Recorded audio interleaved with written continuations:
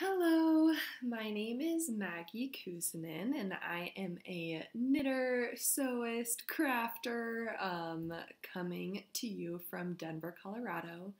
Today is the most gloriously snowy day. It is incredible and so beautiful outside. I'm just looking just beyond the camera because it's snowing and it's so beautiful. I love the snow. I feel like it is one of the most beautiful and peaceful things about planet Earth, which sounds so cheesy, but it's just so beautiful. And I feel like when it snows, everything just gets quiet and peaceful, and that's been really nice right now when crazy things are happening in the world and with my family and things like that. So I think that a day like today is something that I really needed.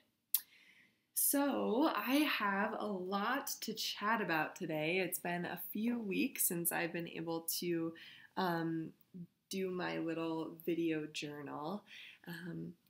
And so much has happened. I have been traveling all around the country to go on interviews for residency, and it's been really great. I've been to a bunch of different cities, and all of the cities that I've traveled to are actually cities that I've never been to before. So that has been just really wonderful to explore the United States and see places that I might end up living one day, and explore neighborhoods that I might be spending 4 years. So that has been really amazing, and all of the program directors that I've met with have been just wonderful, and it makes me feel really great, like I've picked the right specialty, because I truly think that I could be very happy at any of these schools. So yeah, it's been really lovely. But because I've been traveling around and in a lot of hotels and on a lot of planes, I have a lot of knitting to share with you.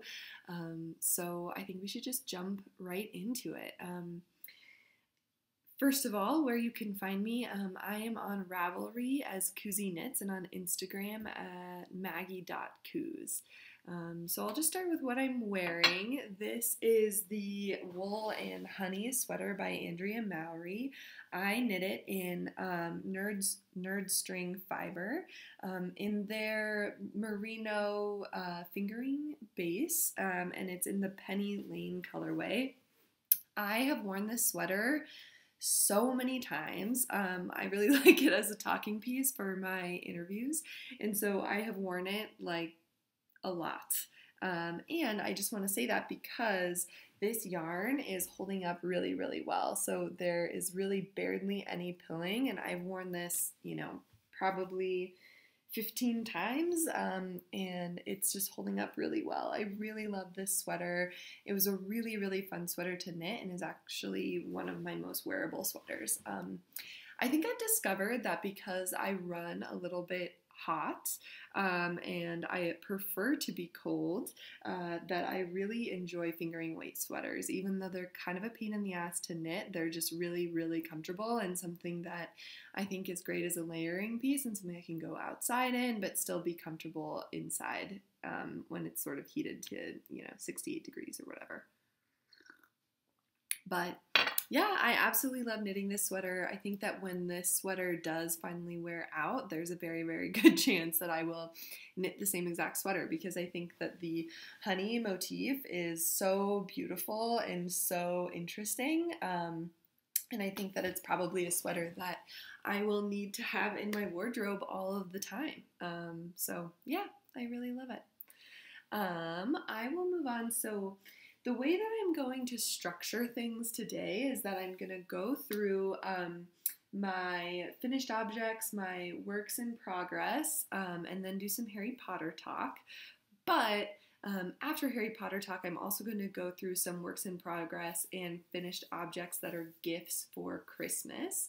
And if you know me or are someone who really at all knows me in my real life, then I just ask that you do not watch that part, and I'll tell you when to stop watching Mom, because you're pretty much the only one who actually watches. Okay, So let's first start off with some finished objects.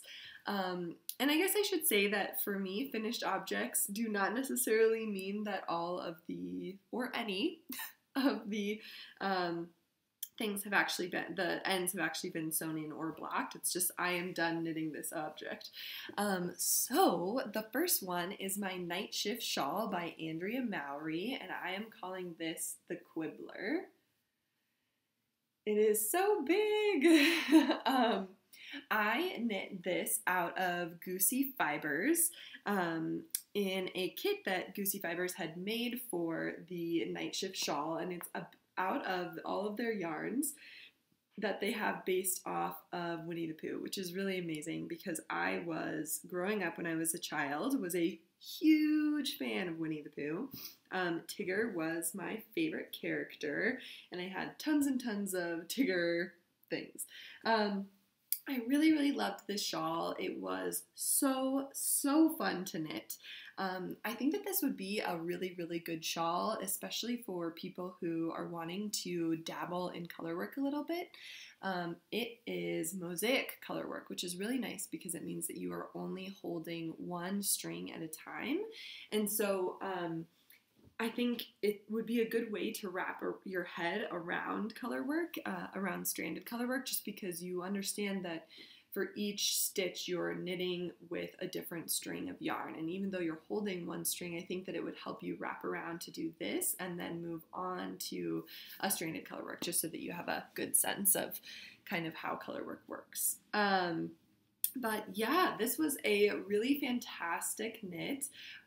It's hard to say because I'm out of frame, but it is about my wingspan, which I think is about 6 feet in length. It is really, really beautiful. I'll get a little bit closer here.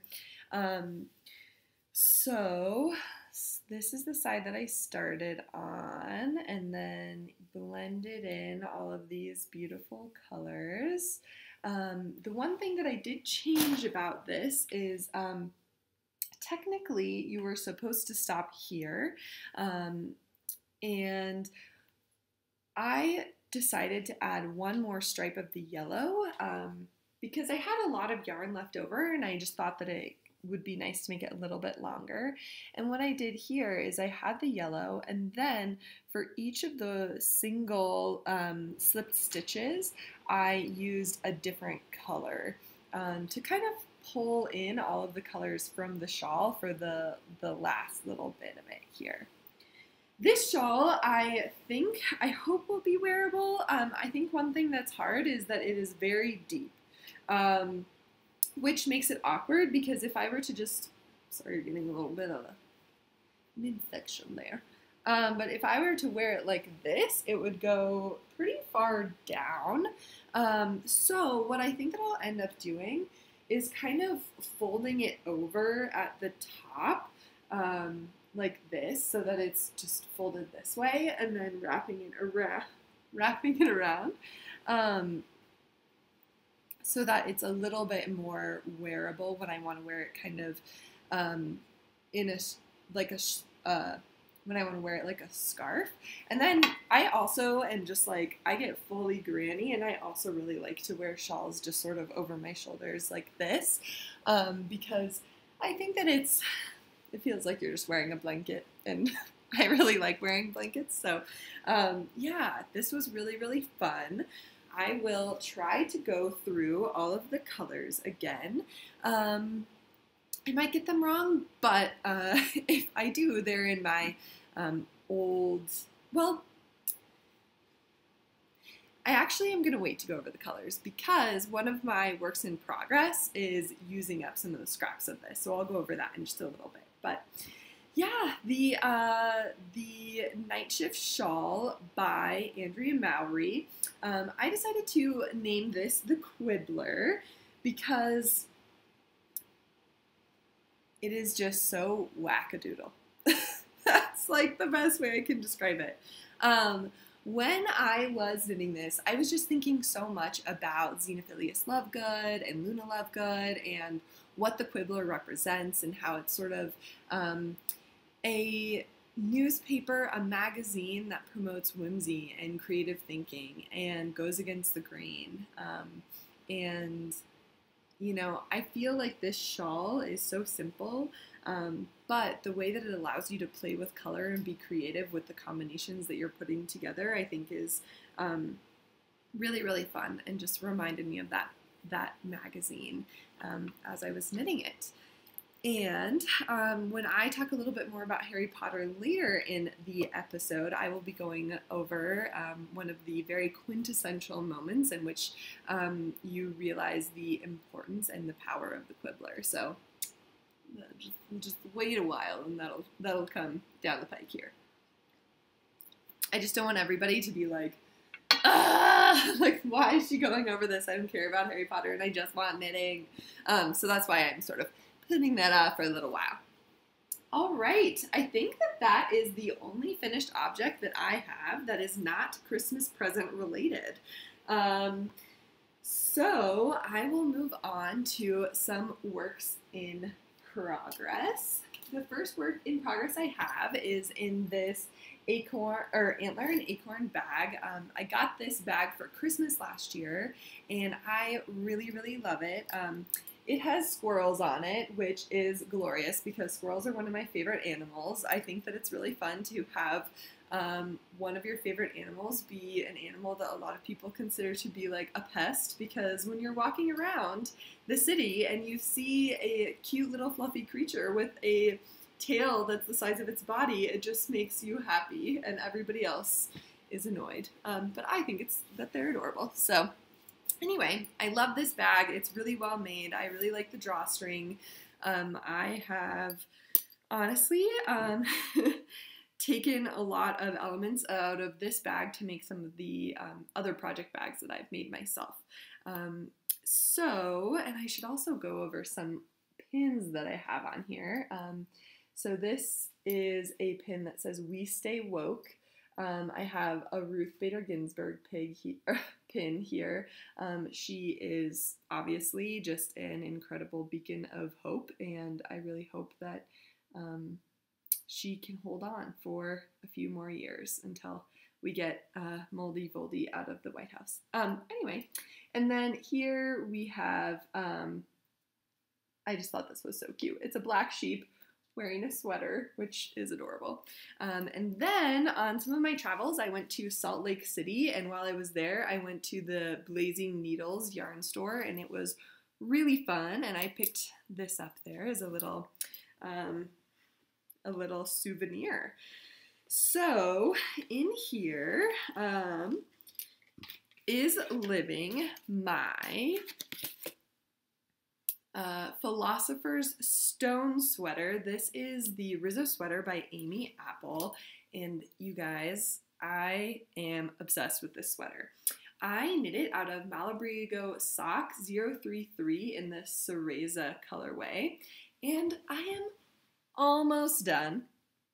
I'm so close. It's like absurd that I haven't finished this, but it's just, I find it really tedious to pick up and knit stitches, and so I just like haven't wanted to finish it. But this sweater is knit from the top down in a really interesting construction, and you have this beautiful seed stitch detail on the front of the sweater with some yarn overs to make just a really beautiful lace detail here that kind of adds this really sexy but yet conservative V shape in the front of the sweater.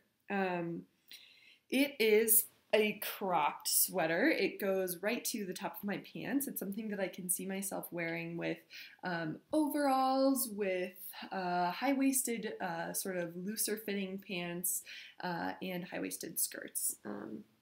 So I think I'm going to wear this a lot. I think that this is a sweater that I am going to want to knit again and again because it is so versatile. It only takes 2 balls of yarn to knit my size, and you can see here the only thing that I have to knit in the last couple of weeks, I picked up and knit the neckband here, and then I also picked up and knit one of the arm the ribbing for the arm, and the only thing I have to do is pick up and knit the other ribbing of this arm here, and I still have this much yarn left, so I have quite a bit of yarn left.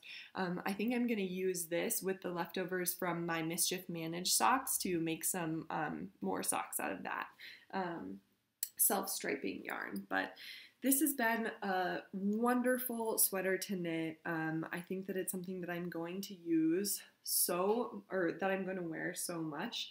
And on here is one of my From New Leaf charms. And as you can see, it is Harry Potter and the Sorcerer's Stone, which is great because this is the Philosopher's Stone or Sorcerer's Stone sweater. So I think that by probably later today, maybe tomorrow, I will finish knitting this sweater and get it blocked. I'm going to have to block this and my Quibbler at the same time. So yeah, I don't know if I have enough blocking mats. I might have to do one and then the other, but I really, really love knitting this sweater. I think that it is a great sweater for people who want a little bit of a challenge. Like maybe you have already knit a couple, like maybe one raglan and you're kind of looking, raglan sweater, and you're kind of looking to see a different kind of construction, because the way that that sweater is constructed is completely different from any sweater I've ever knit before. And I just think that it's really fun and really interesting. So I highly recommend it. It is great. I'm definitely going to be knitting many more. I think that it's also a great thing when you're, traveling. If you just want to get 2 fingering weight skeins of yarn, you can make a beautiful sweater out of it. So I think it's something that I'm going to knit again. I'm really interested in knitting like a royal blue because I think that that will go with a lot of the clothes I have. So yeah, the Rizzo by Amy Appel, so fantastic. I really, really love it. The next thing that I am going to show you is a sock. I am having serious don't want to finish the toes in my sock syndrome, and so cast on another sock instead of finishing the socks that I already have on the needles. But sometimes actually, this is what happened. So I went to Utah. It was amazing. I had a fantastic time there, but I ran out of knitting. I just somehow did not bring enough knitting with me to Salt Lake City, and so I decided to go actually I'd already been to the Blazing Needles yarn store and got that pin, and was like, oh, like I would love to get yarn, but honestly I have a lot of yarn at home and I don't want to get enough to like start a whole new project, so I'll just like put this on hold for now.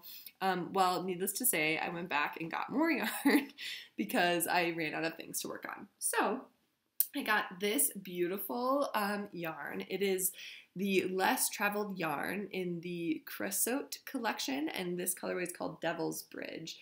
It is a beautiful pale pink colorway with specks of blue and purple and sort of a chartreuse green. It is a dream to work with. It is I really like the ply of this yarn. I haven't found it to be splitty at all. It's been really beautiful.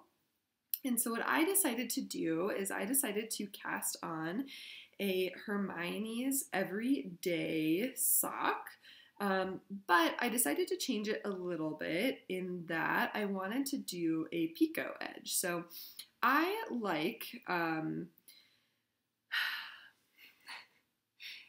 do like a just normal ribbed hem, but I honestly think that it's more fun and looks more finished when you have something like this where it's a really cute little edge. And I thought with the sort of pale pink that is this sock that it would look really good with a picot edge, so that's what I decided to do. Other than that, I have followed the pattern almost exactly. So yeah, I think it's a really beautiful texture pattern. It shows off this yarn really well. I've been getting really into the Fish Lips Kiss Heel, but honestly I've realized that I think my instep is a little bit too high for it, and it just doesn't fit my foot super well. So I think I'm going to be transitioning back to a heel flap and gusset. The heel flap and gusset socks that I have just honestly fit me a lot better. So this is a heel flap and gusset. On here I have my from New Leaf Goblet of Fire Progress Keeper. I haven't decided exactly what I want to name this sock yet, but I will say that it reminds me a lot of Fleur Delacour. With the colors, it kind of reminds me of Shell Cottage, and then with the little pops of like blue, like darker blue and periwinkle, it really reminds me of the costumes that the students from Beauxbatons wear while they are first, when we first are exposed to them during the Triwizard tournament. So yeah, I think that it's going to be sort of a pair of socks that are kind of an ode to Fleur Delacour. Also because she is just like a straight up badass. Like she is the only woman to compete, or only girl. I mean, at that point she's well, I guess she's of age in the wizarding world, but like she's like 17. Like, come on, she's like a fucking child.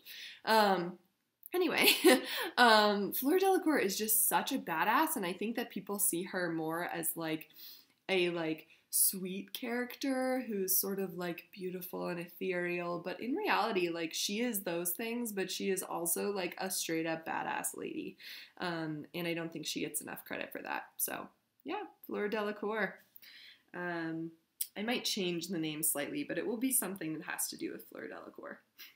And then this bag is in one of the drawstring bags that I have made from this really awesome fabric from Joann's that is the Hogwarts houses. So yeah. The next work in progress I have is also an acquisition. So this is yarn that I got while I was in Minneapolis, Minnesota at a yarn store called Stephen Bay or Stephen B. It was an awesome yarn store, you guys. It was kind of in like a house slash warehouse that had been converted. It was a couple of floors.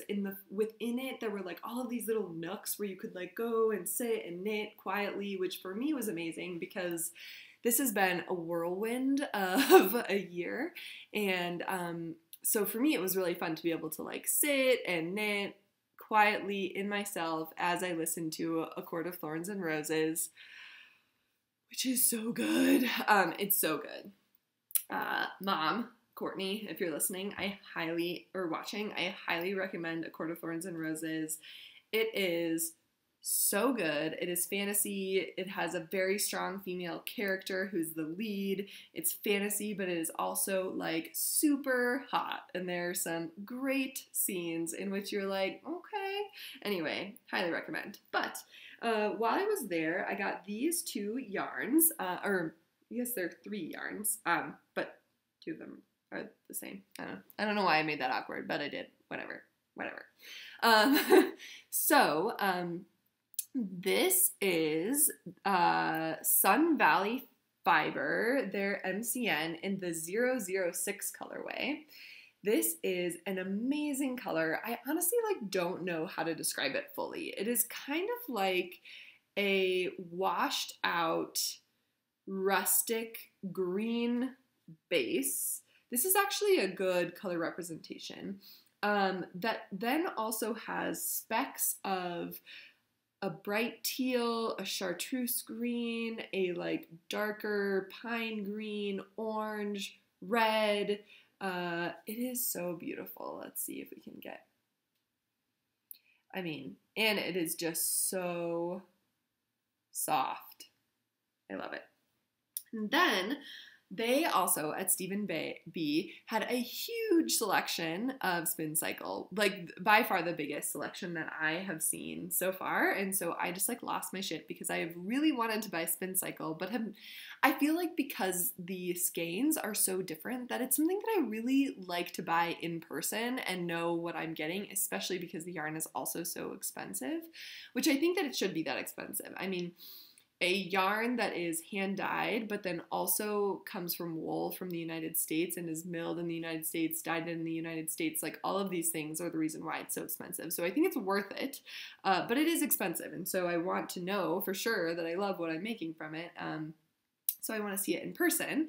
And so I got 2 skeins of Rusted Rainbow. So yeah, this is such a beautiful yarn. I think Rusted Rainbow is a perfect description of what it is. It's just this beautiful mixture of rust colors, greens, oranges, purples, pinks. I am in love with it. And I am choosing to knit this with, knit these 2 yarns together to make Andrea Mowry's Montana Mountain Cowl.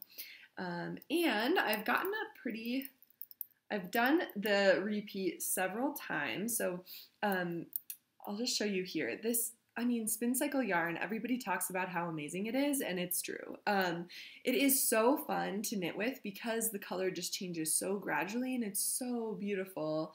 Give you a little close-up of this.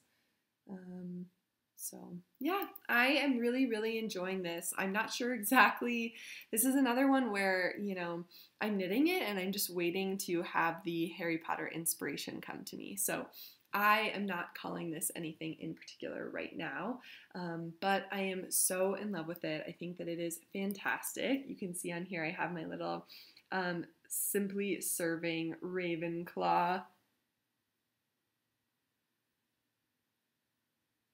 little Ravenclaw sheep. Oh, she's so cute.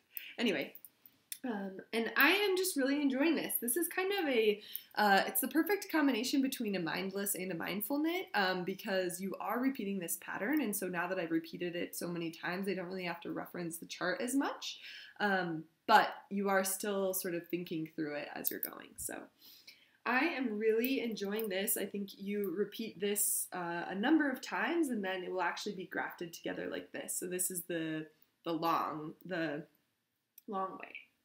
So yeah, I'm really, really enjoying it. And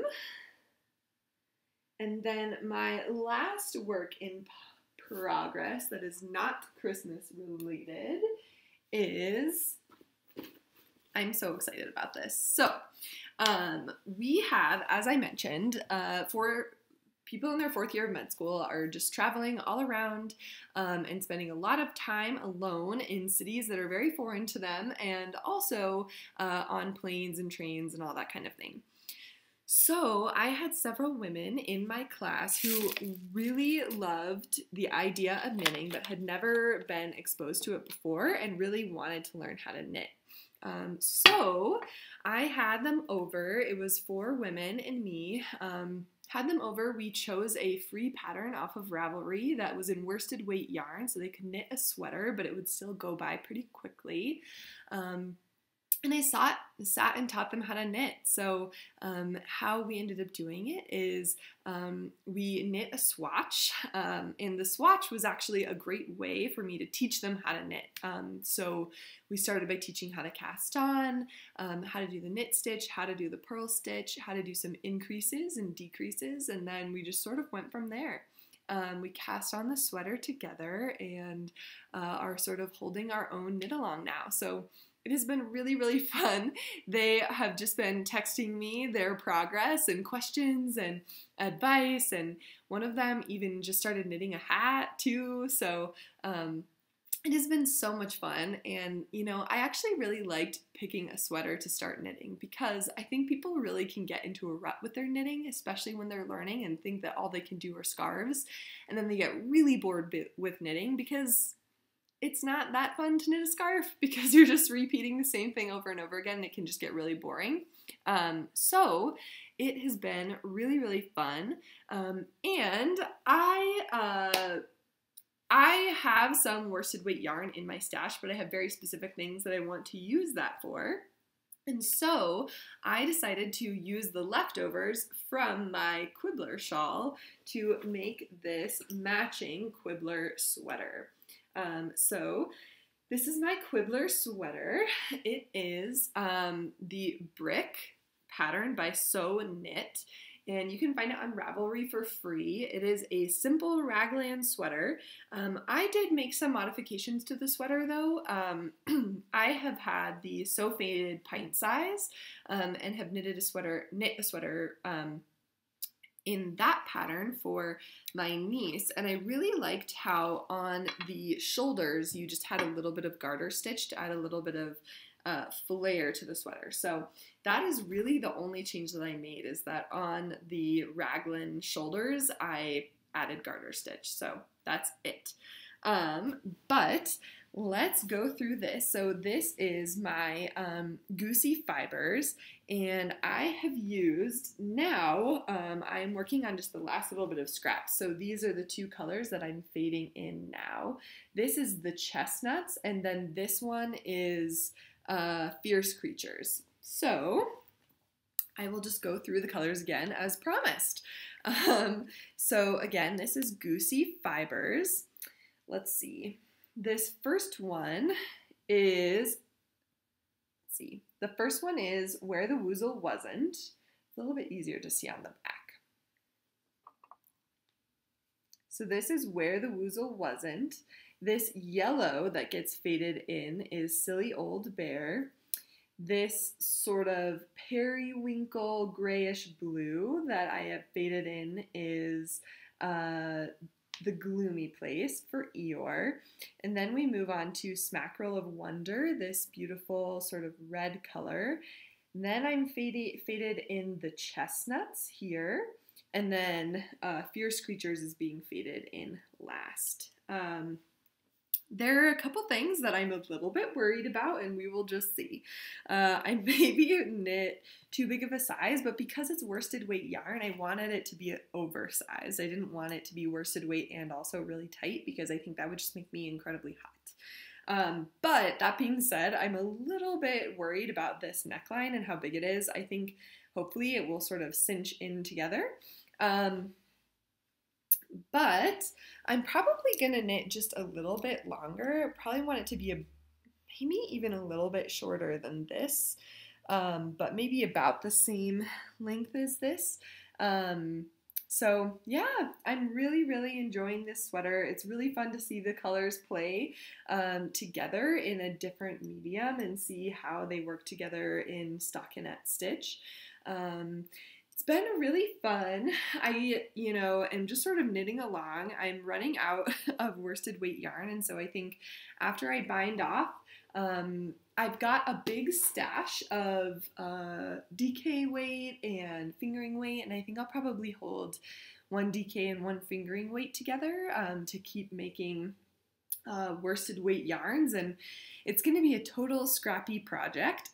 So when I pick up and start knitting the sleeves, I am not going to try to match anything. I want it to be super scrappy and look kind of crazy. I think that will just make it really fun. So yeah, I'm really, really enjoying this sweater. It's been fantastic, and it's really, really fun to see everybody just get so excited about knitting. I mean, it's like they're like constantly sending me pictures of what they're making, and it's so fun. It's like awesome. So yeah, those are all of my works in progress that are not Christmas related. So I'm just going to move on to a couple of acquisitions. So I've already mentioned some of the yarn.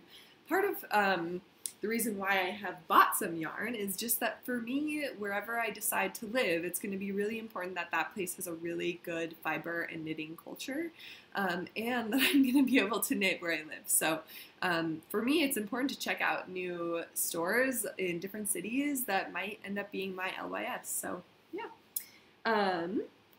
So with that, the only other thing that I have bought on my travels that I haven't mentioned are these knitting cable needles. They're made in California from sustainably harvested birch, Brittany needles, and they are awesome. I have used them to knit a couple of the Christmas presents I'm going to talk about in a little bit.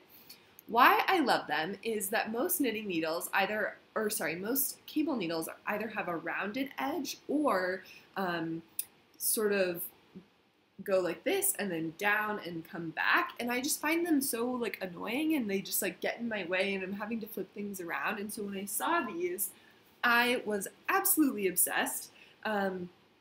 They come in 3 different sizes. The third one is out already being used for a sock whip somewhere. I don't know where, but it's gone.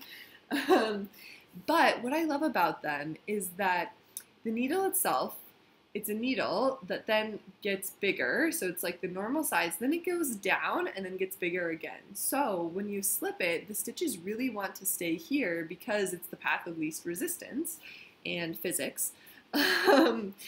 But it makes it so that it's just really easy to use. It doesn't get in your way, and I love it. So I highly recommend these for cable needles. The cable needle itself came in 3 different sizes. So this is the medium size, the bigger size, and then there's a smaller size too. So it was awesome. I really love them. I think that once I lose these, which I inevitably will, hopefully I won't, but I just will. Hopefully I will be able to buy them again because they're awesome. So some other acquisitions. In the time since I last saw you, it was also my birthday. And so I did a couple little cheeky purchases, which I probably shouldn't have done, but you know what? It's your birthday. And then also got some gifts. So one thing that I was going to bring up is I ordered a while back, a Homespun House did a overdose awareness colorway in which I think Molly is her name. She worked with her sister who has lived experience, and they together dyed yarn, and proceeds from the yarn went to people who are having to help loved ones pay for remembrances and funerals for people who they've loved who have lost their lives to addiction. So I got both the DK weight, and then this is a sock weight that, sorry, is already caked up. It is super beautiful, and I'm going to be making these into socks, holding it together with the leftovers from my mitts that I have made. And then I don't know exactly what I'm going to do with this yet, but it's something that I want to do something really special. I really love the purple, like these purple stripes that are coming in right here. I think it's just so beautiful. And I love that it's sort of black and chaotic and sad, but beautiful. Addiction is something that is really close to my heart. I work with a lot of people who are experiencing addiction. It's a type of medicine that I am really, really interested in working with. And I have lived experience not of having any addictions myself, but of living in a household with people who are experiencing addiction, particularly alcoholism. And a lot of people in my family have experienced addiction, have been to rehab. Many people that I love and admire and are wonderful human beings. And I think that we all need to remember that these people are people, and that they're part of someone's family, and that people love them and people miss them. And we need to have some compassion. So anyway, I'm really excited about this. It's something that is very near to my heart, and I'm really excited to get to work with this and think about people who I love and who I've lost to addiction. So with that, it was also my birthday, as I said, so I got a couple different things. One, these are some beautiful coasters that I got from a fair trade artist who lives out of Guatemala and works with a company out of Guatemala that helps them sell their goods. These are coasters that are punch what is it called? Punch something? I can't remember. But these are all old t-shirts that they've used. So I think when I got these, they said that 19 shirts were used to make these coasters. And it is something that I think is so cool. I actually hoard all of my old even tiny scraps of yarn and old shirts that are kind of falling apart and fabric that I haven't used totally. And so I actually really want to get into this craft so that I can maybe make a rug or something like that, so that I can not put waste into the landfill, but instead turn it into something that can be used for something else. So I think that this is a really amazing example of how we can take what seems to be trash and make it beautiful, and also support women and support artists all over the world. So yeah, I really love them. I only have 4 of them, which is sad, but they're all so beautiful, and I was really happy to support that cause. The next thing is that I really love Christmas, and so my mother and father-in-law got me some amazing ornaments for my birthday, and this one is Weasley's Wizarding Wheezes. I mean, come on. It is incredible. I am so excited about it. It's literally amazing. It is a Hallmark. It's a Hallmark ornament, and you can put a light in the back so it kind of like glows and lights up. I'm so excited. I can't wait for Christmas. I can't wait for this to be like front and center on my tree. It is awesome. I was so happy when I opened it. I was like, what? It was so cool. And then the other thing that's really amazing is Hugh Loco is one of the dyers that lives here in Colorado. I think she lives up in Boulder, which is somewhere that I lived for 6 years, and so I love it up there. It's like such a great community. But my husband, for my birthday, got me her Harry Potter Advent Calendar. So this has 24 mini skeins and then one big skein, one full-size skein for Christmas. And so I'm going to be knitting this into a shawl or a sweater. I haven't decided, but I'm so excited. And I just want December to come so that I can start opening these awesome little presents. So yeah, I can't believe it. I was really, really excited. I was like, ah! So yeah. Now I'm just going to move on to a little bit of Harry Potter talk, and then I'm going to talk about some works in progress and finished objects that are Christmas related. So, I had a couple of different things that I wanted to talk about, but because we are mostly focusing on the Quibbler, I am going to read a couple of passages that are from Harry Potter and the Order of the Phoenix. I find it hilarious, and I think that I've said this before, but I often say that Harry Potter and the Order of the Phoenix is not my least favorite book, but is one of my least favorite books. But I've also realized that this is a book that I have read from by far more so than any of the other books in the series. And I think it's interesting because it makes me realize that there are a lot of really, really important aspects of this book. And it lays a lot of the groundwork for what has happened and what is to come. And so it's starting to be one of my favorites, which is crazy. But anyway, the first thing that I wanted to mention about Harry Potter is that every time I read it, something will catch my eye that is slightly different than I ever noticed before. And has the potential to move me in ways that previously I did not think about.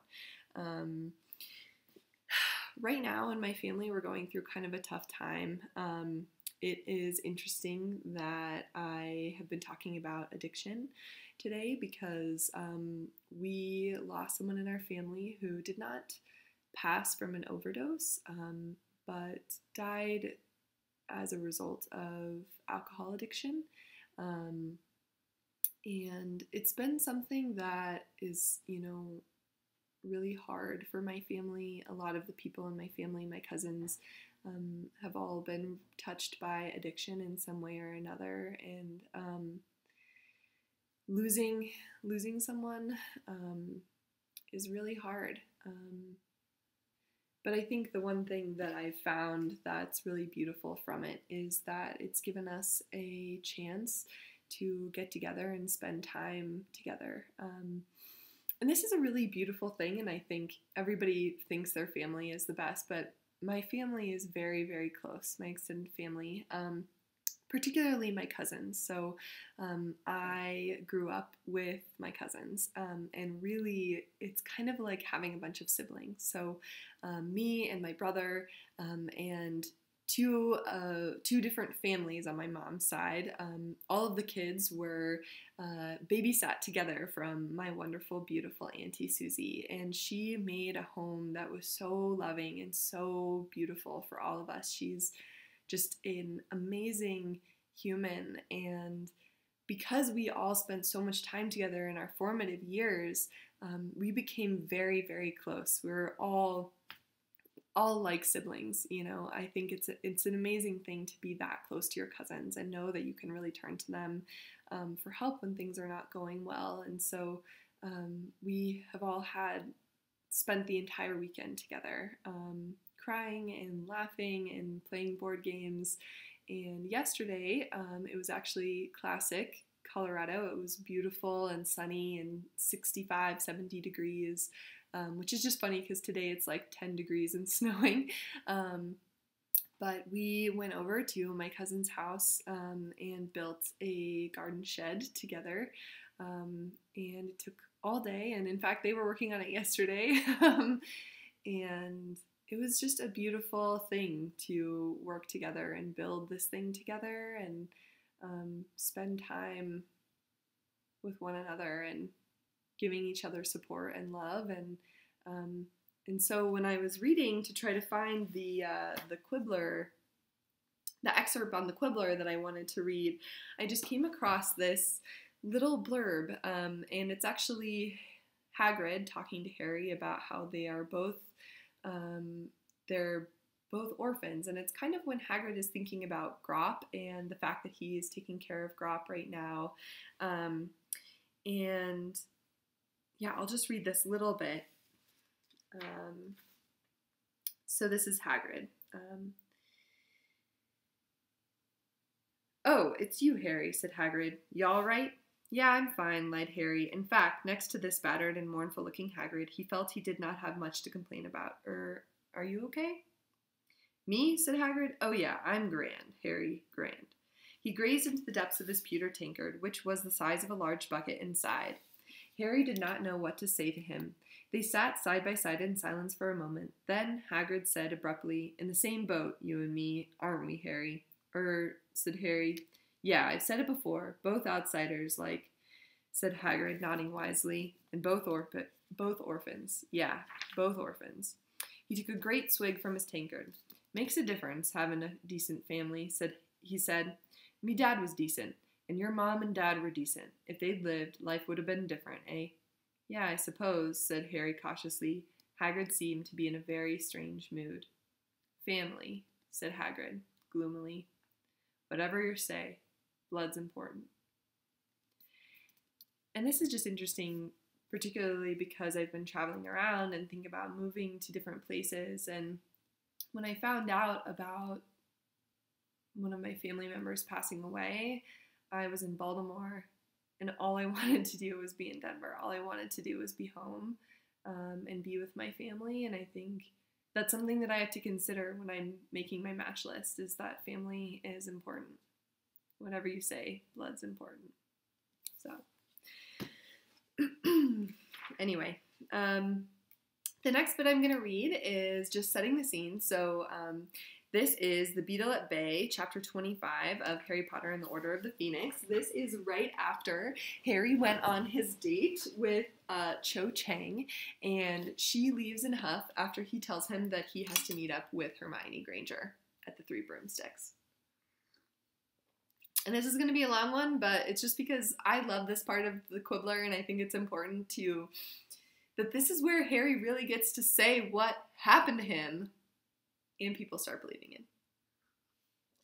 And I also think it's important in the land of fake news that we remember that some news is real and some news is propaganda. Like Fox News, for instance, is propaganda. Anyway. He feels angry, of course, said Hermione in a hard, clear voice, because he's told the Minister of Magic the truth, and the Minister's too much of an idiot to believe him. So you actually stick to it, do you? Said that he who must not be named is back, said Rita, lowering her glass and subjecting Harry to a piercing stare with her fingers straying longingly to the clasp of the crocodile bag. You stand by all this garbage Dumbledore's been telling everybody about you-know-who returning and you being the sole witness? I wasn't the sole witness, said Harry. There were a dozen odd Death Eaters there as well. Want their names? I'd love them, breathed Rita, now fumbling in her bag once more and gazing at him as though he was the most beautiful thing she'd ever seen. A great bold headline. Potter accuses. A subheading. Harry Potter names Death Eater still among us. And then, beneath, a nice big photo of you. Disturbed teenage survivor of you-know-who's attack. Harry Potter, 15. Caused outrage yesterday by accusing respectable and prominent members of the wizarding community of being Death Eaters. The quick quotes quill was actually in her hand and halfway to her mouth when the rapturous expression died out on her face. But of course, she said, lowering the quill and looking daggers at Hermione. Little Miss Perfect wouldn't want that story out there, would she? As a matter of fact, said Hermione sweetly, that's exactly what Little Miss Perfect does want. Rita stared at her. So did Harry. Luna, on the other hand, sang Weasley is our king dreamily under her breath and stirred her drink with a cocktail onion on a stick. You want me to report what he says about he who must not be named? Rita asked Hermione in a hushed voice. Yes, I do, said Hermione. The true story. All the facts, exactly as Harry reports them. He'll give you all the details. He'll tell you the names of the undiscovered Death Eaters he saw there. He'll tell you what Voldemort looks like, how... Oh, get a grip on yourself, she added, contemptuously throwing a napkin across the table, for at the sound of Voldemort's name, Rita had jumped so badly that she had slopped herself half her glass of fire whiskey down herself. Rita blotted the front of her grubby raincoat, still staring at Hermione. Then she said baldly, the Prophet wouldn't print it. In case you haven't noticed, nobody believes his cock and bull story. Everyone thinks he's delusional. Now, if you let me write the story from that angle... We don't need another story about how Harry's lost his marbles, said Hermione angrily. We've had plenty of those already, thank you.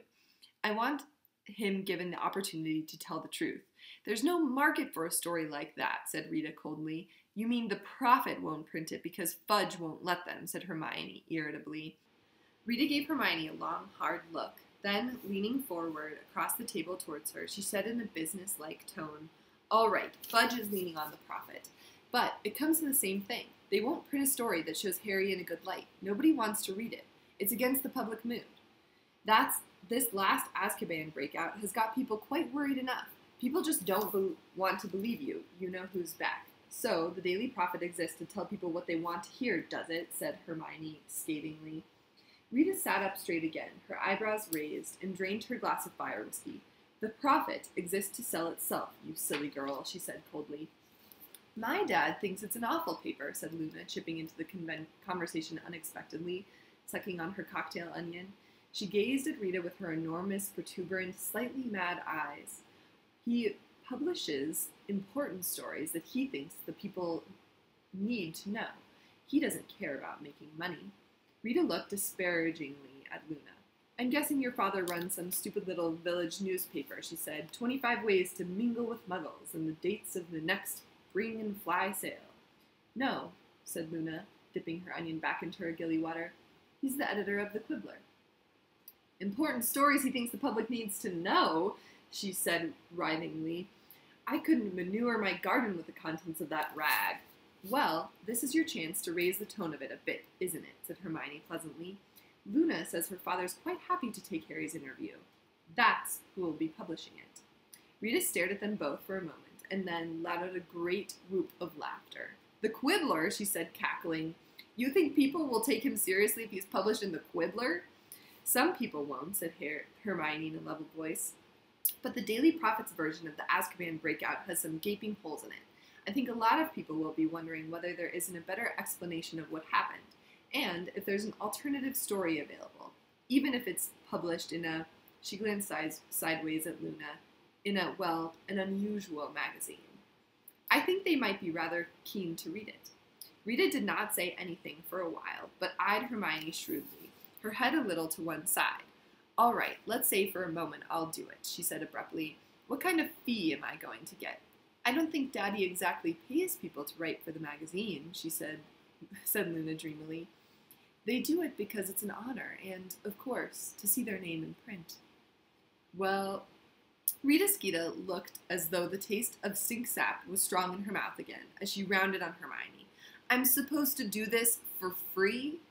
"Well, yes," said Hermione calmly, taking a sip of her drink. "Otherwise, as you very well know, I will inform the authorities that you are an unregistered animagus. Of course, the prophet might give you rather a lot for an insider's account of life in Azkaban." Rita looked as though she would have liked nothing better than to seize the paper umbrella sticking out of Hermione's drink and thrust it up her nose. "I don't suppose I've got any choice, have I?" said Rita, her voice shaking slightly. She opened the crocodile bag once more, withdrew a piece of parchment, and raised her quick quotes quill. "Daddy will be pleased," said Luna brightly. A muscle twitched in Rita's jaw. "Okay, Harry," said Hermione, turning to him.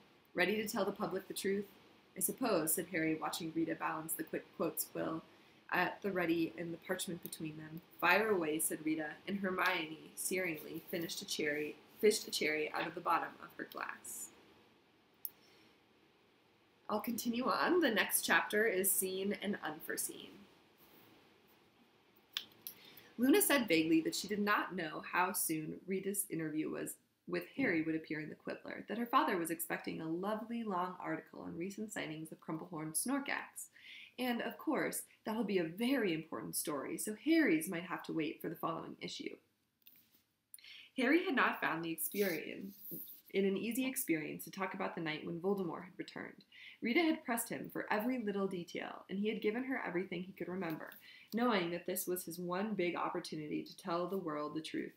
He wondered how people would read the story. He guessed that it would confirm a lot of people in the view that he was completely insane, not least because his story would be appearing alongside utter rubbish about Crumplehorn Snorkax.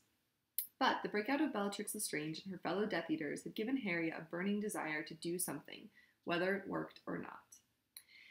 "Can't wait to see what Umbridge thinks of you going public," said Dean, sounding awestruck at dinner on Monday night.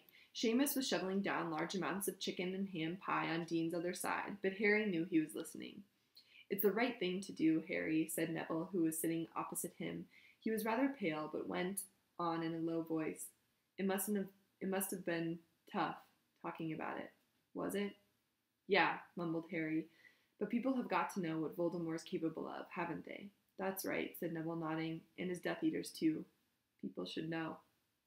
Neville left his sentence hanging and returned to his baked potato. Seamus looked up, but when he caught Harry's eye, he looked quickly back at his plate again. After a while, Dean, Seamus, and Neville departed for the common room, leaving Harry and Hermione at the table, waiting for Ron, who had not yet had dinner because of Quidditch practice. And then this is when it actually comes out. They entered the Great Hall for breakfast at exactly the same moment as the post owls on Monday morning. Hermione was not the only person eagerly awaiting the Daily Prophet. Nearly everyone was eager for more news about the escaped Death Eaters, who, despite many reported sightings, had still not been caught.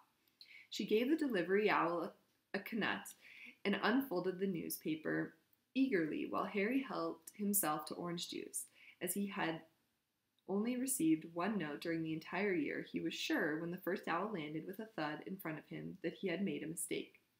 "Who are you after?" he asked it, languidly removing his orange juice from underneath its beak and leaning forward to see the recipient's name and address.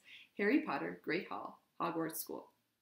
Frowning, he made to take the letter from the owl, but before he could do so, 3, 4, 5 more owls had fluttered down beside it and were jockeying for position, treading in the butter, knocking over the salt, and each attempting to give him their letters first. "What's going on?" Ron asked in amazement as the whole of Gryffindor table leaned forward to watch as another 7 owls landed amongst the first ones, screeching, hooting, and flapping their wings. "Harry," said Hermione breathlessly, plunging her hands into the feathery mass and pulling out a screech owl bearing a long cylindrical package. "I think I know what this means. Open this one first." Harry ripped off the brown packing. Out rolled a tightly furled copy of March's edition of The Quibbler. He unrolled it to see his own face, grinning sheepishly At him from the front cover, in large red letters across his picture, were the words, "Harry Potter speaks out at last, the truth about he who must not be named, and the night I saw him return." "It's good, isn't it?" said Luna, who had drifted over to the Gryffindor table and now squeezed herself onto the bench between Fred and Ron. "It came out yesterday. I asked Dad to send you a free copy. I expect all these," she waved a hand at the assembled owls still scrabbling around on the table in front of him, "are letters of readers." "That's what I thought," said Hermione eagerly. "Harry, do you mind if we—" "Help yourself," said Harry, feeling slightly bemused. Ron and Hermione both started ripping open envelopes. "This one's from a bloke who thinks you're off your rocker," said Ron, glancing down his letter. "Ah, well, this woman recommends you try a good course of shock spells at St. Mungo's," said Hermione, looking disappointed and crumpling up a second. "This one looks okay, though," said Harry, slowly scanning a long letter. "Hey, she says she believes me." "This one's in 2 minds," said Fred.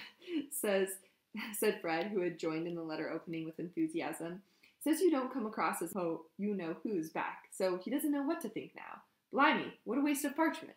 "Here's another one you've convinced, Harry," said Hermione excitedly. "Having read your side of the story, I'm forced to the conclusion that the Daily Prophet has treated you very unfairly.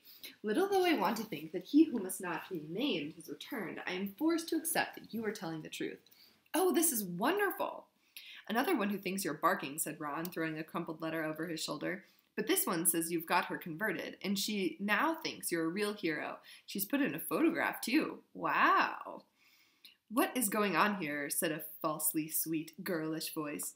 Harry looked up with his hands full of envelopes. Professor Umbridge was standing behind Fred and Luna, her bulging toad eyes scanning the mess of owls and letters on the table in front of Harry. Behind her, he saw many of the students watching them avidly. "Why have you got all these letters, Mr. Potter?" she asked slowly. "Is that a crime now?" said Fred loudly. "Getting mail?" "Be careful, Mr. Weasley, or I shall have to put you in detention," said Umbridge. "Well, Mr. Potter?" Harry hesitated, but he did not see how he could keep what he had done quiet. It was surely only a matter of time before a copy of the Quibbler came to Umbridge's attention. "People have written to me because I gave an interview," said Harry, "about what happened to me last June." For some reason, he glanced up at the staff table as he said this. He had the strangest feeling that Dumbledore had been watching him a second before, but when he looked, Dumbledore seemed to be absorbed in conversation with Professor Flitwick. "An interview?" repeated Umbridge, her voice thinner and higher than ever. "What do you mean?" "I mean, a reporter asked me questions, and I answered them," said Harry. "Here." And he threw a copy of the Quibbler at her. She caught it and stared down at the cover. Her pale, doughy face turned an ugly, patchy violet. "When did you do this?" she asked, her voice trembling slightly. "Last Hogsmeade weekend," said Harry. She looked up at him, incandescent with rage, the magazine shaking in her stubbly fingers. "There will be no more Hogsmeade strips for you, Mr. Potter," she whispered. "How you dare! How you could!" She took a deep breath. "I've tried again and again to teach you not to tell lies. The message, apparently, has still not sunk in. 50 points from Gryffindor and another week's worth of detentions." She stalked away, clutching the Quibbler to her chest, the eyes of the many students following her. By mid-morning, enormous signs had been put up all over the school, not just on house notice boards, but in the corridors and classrooms, too. "By the order of the High Inquisitor of Hogwarts, any student found in possession of the magazine The Quibbler will be expelled. The above is in accordance with Educational Decree No. 27, signed Dolores Jane Umbridge, High Inquisitor." For some reason, every time Hermione caught sight of these signs, she beamed with pleasure. "What exactly are you so happy about?" asked Harry. "Oh, Harry, don't you see?" Hermione breathed. If she could have done one thing to make absolutely sure that every person in the school will read your interview, it was banning it. And it seemed that Hermione was right. By the end of that day, though Harry had not seen so much as a corner of the Quibbler anywhere in the school, the whole place seemed to be quoting the interview at each other. Harry heard them whispering about it as they queued up outside classes, discussing it over lunch and in the back of lessons, while Hermione even reported that every occupant of the cubicles and the girls' toilets had been talking about it when she nipped in there before ancient runes. "And then they spotted me, and obviously they know I know you, so they were bombarding me with questions," Hermione told Harry. her eyes shining. "And Harry, I think they believe you. I really do. I think you finally got them convinced." Meanwhile, Professor Umbridge was stalking the school, stopping students at random and demanding that they turn out their books and pockets. Harry knew she was looking for copies of the Quibbler. But the students were several steps ahead of her.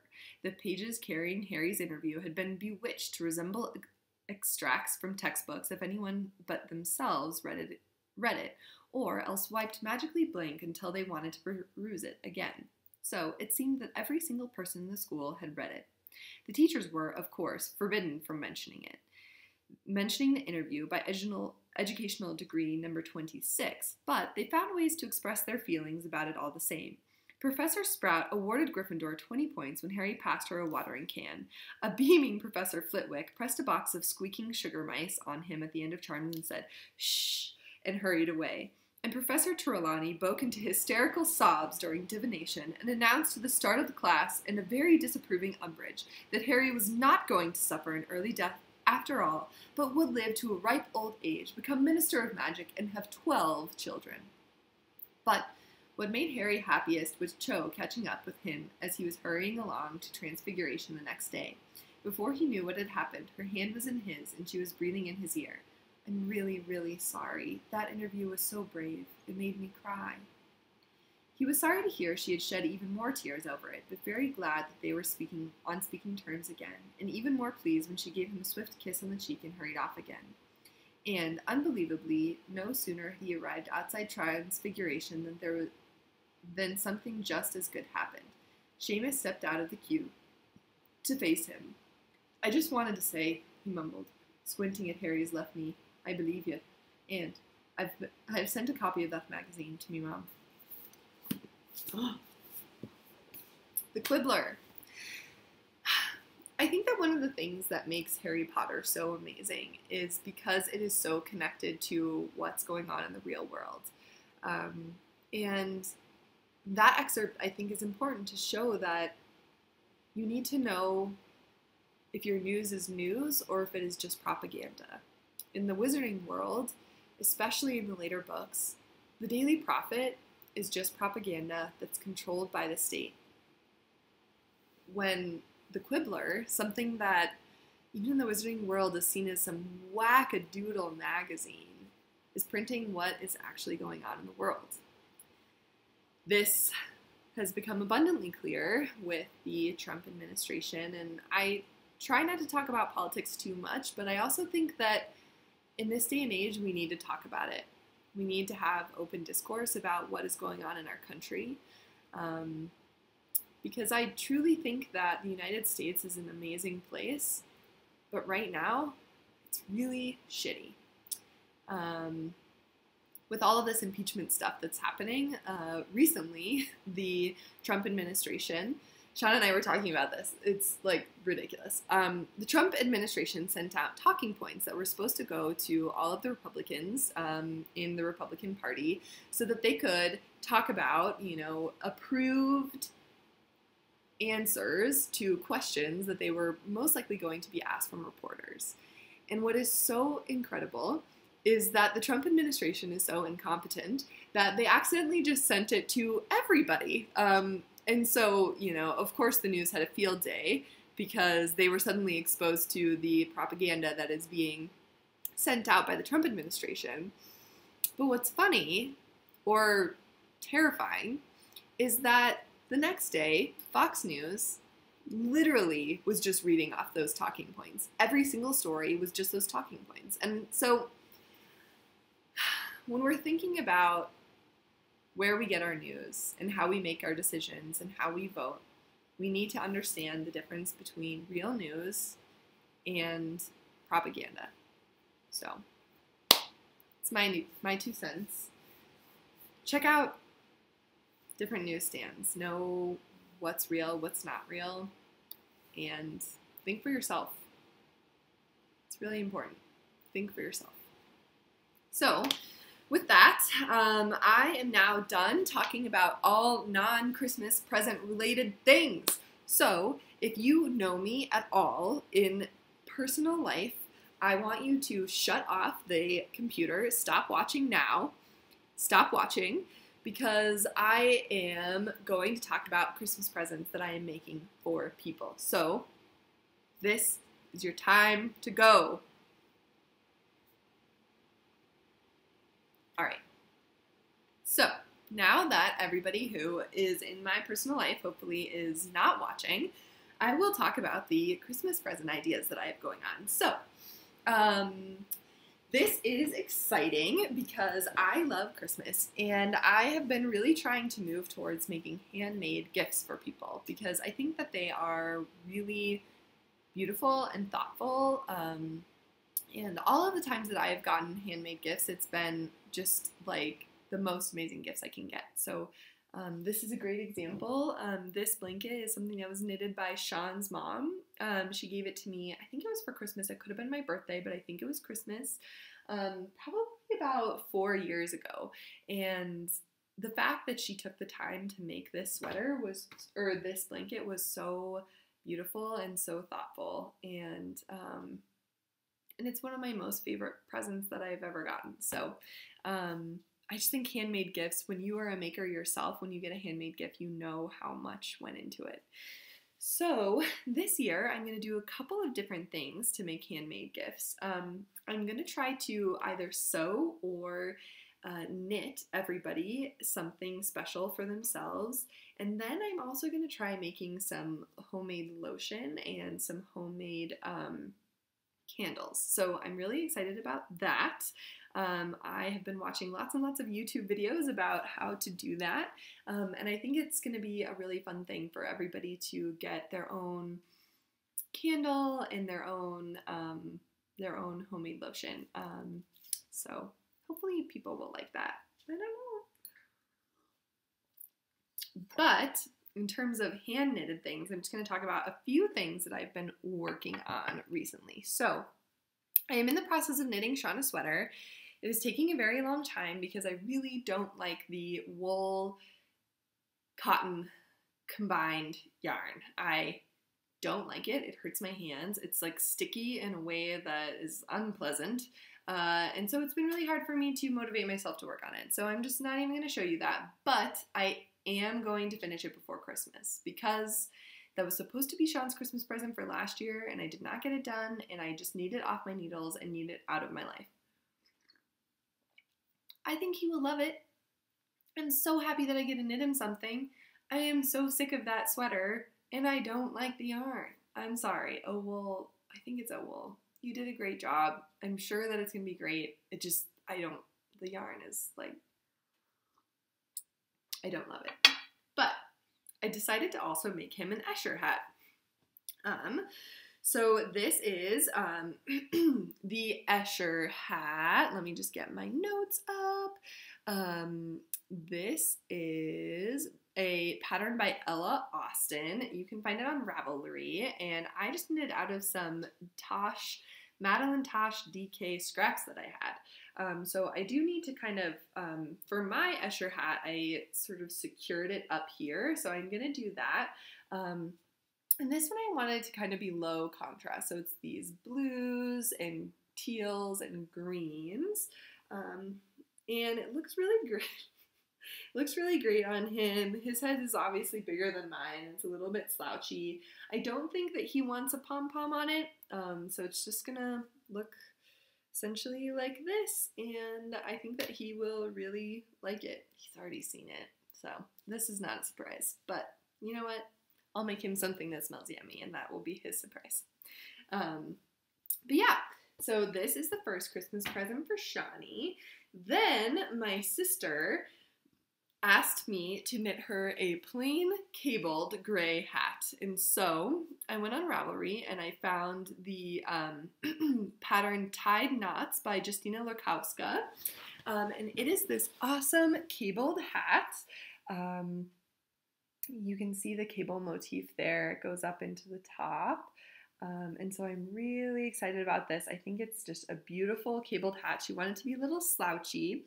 This is Nerd String fiber in their worsted weight base, and the color is shade 2 of 50.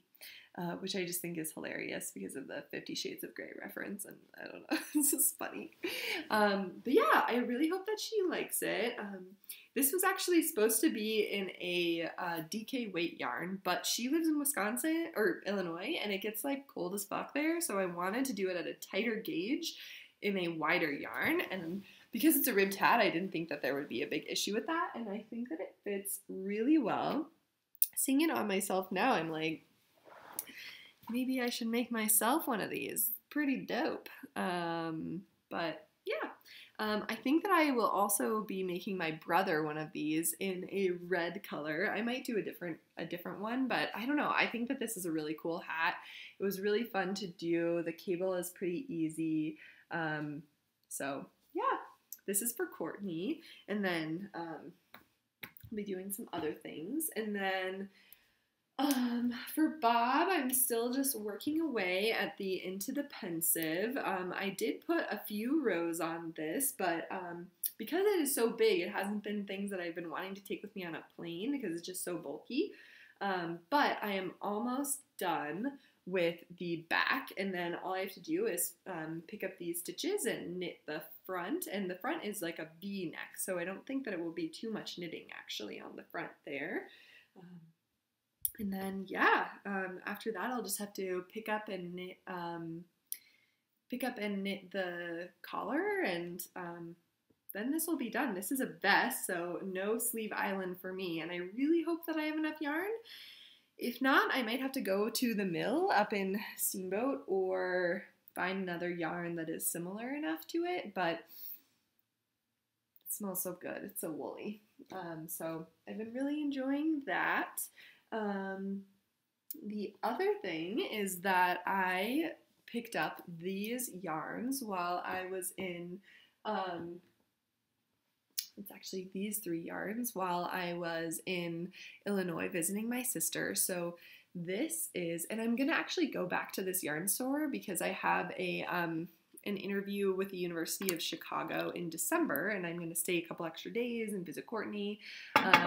And so I'm planning on going back to the store and getting the same exact yarns to make myself some mitts, probably the same exact mitts, but I did make these for my mom. So this is, these are Rauma Phenol Garn PT2 in dark steel and then a natural heather colorway, and then this is Hedgehog Fiber Sock Mini in the Park Life colorway, and I love this. And this is actually the mini that I'm going to combine with this to make some color work socks where it's just color work on the cuff, because I just think that'll be really beautiful and give it a little bit more of a pop of color.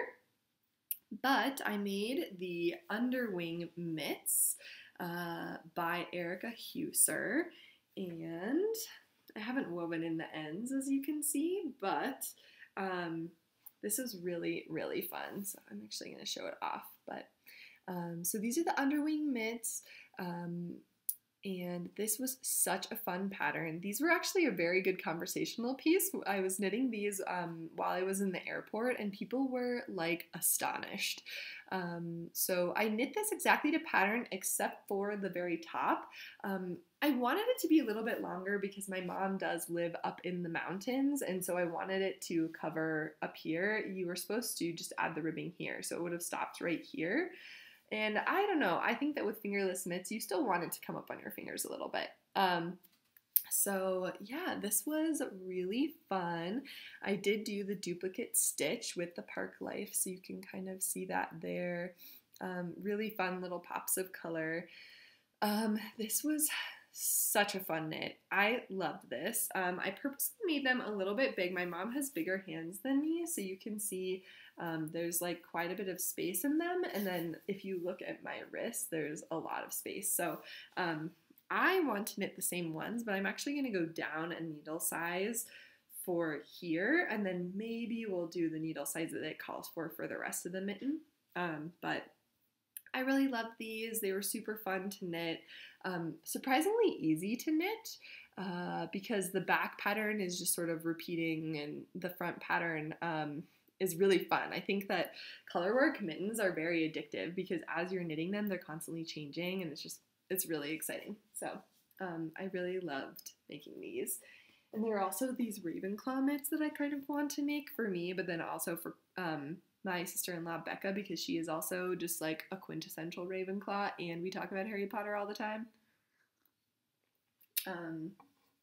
Then the last thing is that my sister-in-law, who now lives downstairs, we have sort of a house that has a mother-in-law apartment downstairs, and so she moved in there, which is really fun.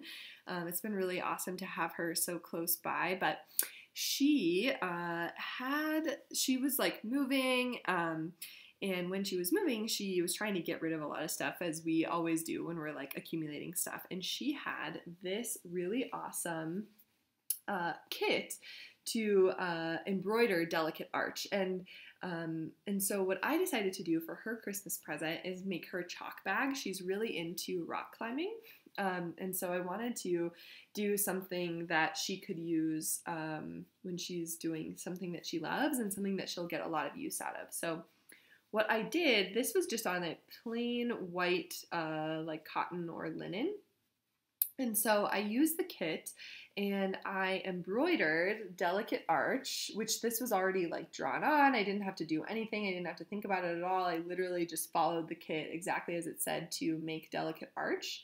And then what I did is I have a lot of watercolors, and it seemed a little bit too plain. So what I decided to do is I decided to go over it with watercolor. And I really love the effect that it got. So delicate arch is the sort of like orange, brown, red, and then I added a sort of sky, and then the mountains in the background in that gray color. And I think it just turned out really, really beautiful, and added a little bit more depth to the embroidery. So that's really fun and something that I like definitely want to do again, just because it was really fun. It was a really fast project. And then I just sewed it on to some fabric that I had in my stash, and then used some other fabrics I had in my stash to just sort of come up with this chalk bag. I'm hoping that it will be a good size for a chalk bag. I kind of looked at some chalk bags that I had seen and sort of thought about it and came up with the pattern myself. And then on the inside, I'm actually going to put some felt so that when the chalk's in there, it kind of sticks to it a little bit. Usually they're lined with some sort of like fleece or felt on the inside. And then I went to our local climbing store and I got some, I don't actually know what this is called, but this is like something that you use for climbing, but I got just like the tiniest little bit of it, and I really like how bright it is, and so I'm going to use this to make like a hook on the back so that it can hang off of something. But yeah, and then I got this too to make like a drawstring.